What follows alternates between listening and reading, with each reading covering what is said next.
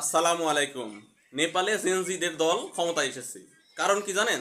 তারাও আন্দোলন করে দুর্নীতিপূর্ণ সরকারে পদত্যাগে বাধ্য করেছিল এবং ইন্টিম সরকার ক্ষমতা গ্রহণে শপথ নিয়েই তারা নির্বাচনের ডেট ঘোষণা করেছিল। কোনো সংস্কার কমিশন হয় নাই, 5 বছর ক্ষমতায় চাই ইন্টিম সরকারকে, এরকম কোনো স্লোগান হয় নাই, কোনো জেনজি সরকারের অংশ হয় নাই, অন্তর্বর্তীকালীন সরকারের কোনো হাউকাউ নাই, কোনো গুপ্ত নাই, কোনো সুপ্ত নাই। তাদের লক্ষ্য ছিল নির্বাচনের মাধ্যমে ক্ষমতায় আসা। অন্যের ঘাড়ে ক্ষমতা দিয়ে ক্ষমতায় আসা তাদের লক্ষ্য ছিল না।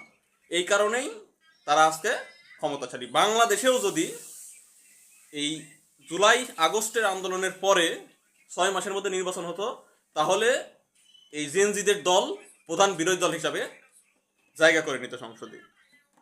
কিন্তু তা পারল না। কেন?